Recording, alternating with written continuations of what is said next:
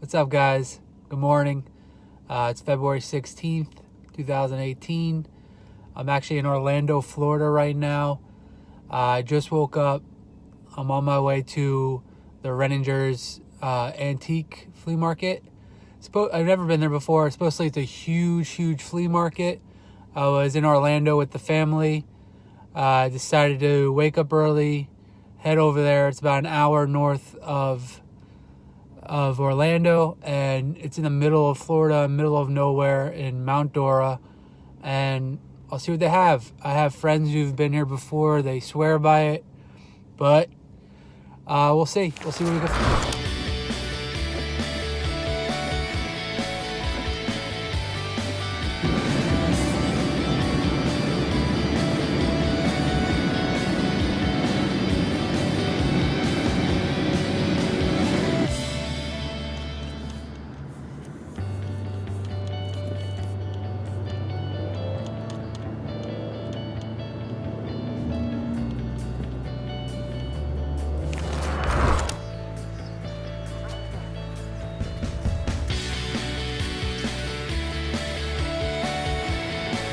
What's going on, guys? I'm still here at Mount Dora. Place is unbelievable. Like, I love it. It's not really stuff I usually buy. Antiques, vintage furniture, just everything. Signs, like a lot of like American Pickers type stuff. Really not what I usually buy. Not clothing. I wanted more clothing. I really expected more clothing. And I know I'm not going to find a steal here. I'm going to pay a little up, but I think it might be worth it. So hopefully we find something. So far I didn't, but I like to scout around first, just see what is, and then go back and really focus in. But we'll see what we find. All right, bye.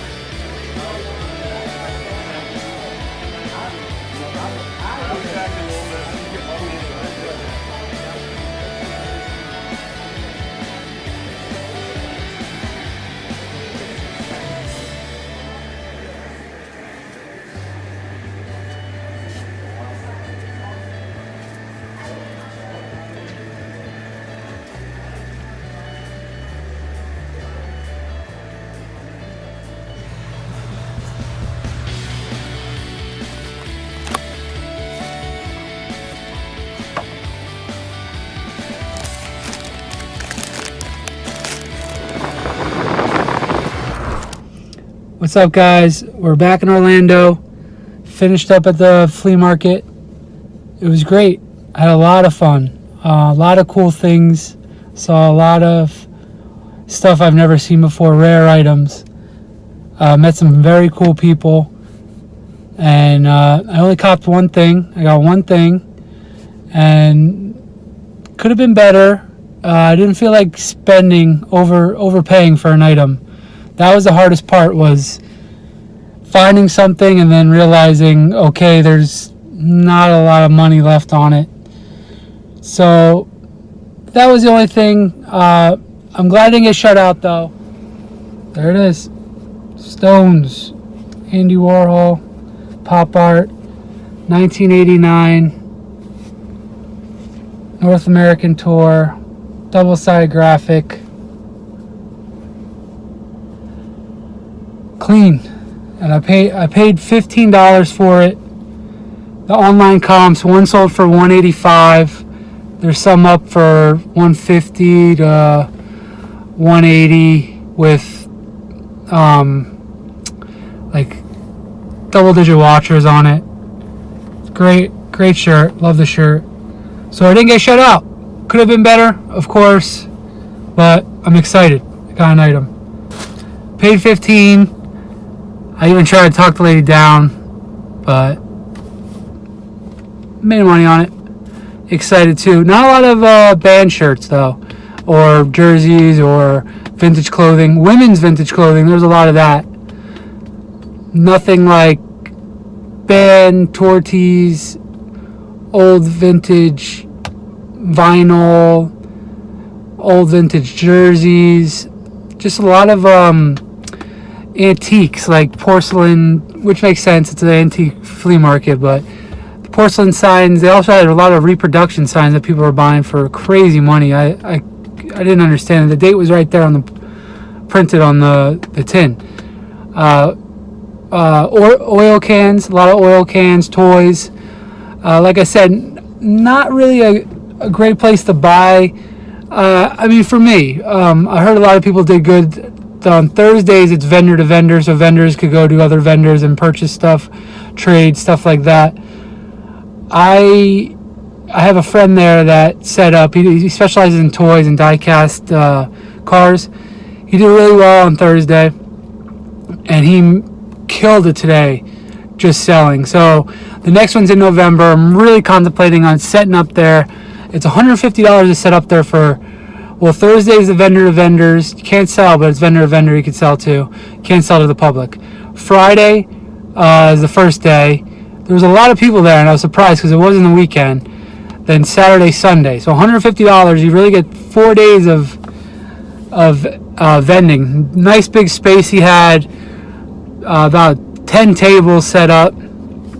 So you can't beat it for the amount of people that are there. So I'm really contemplating. The next one's Thursday. Next one's November.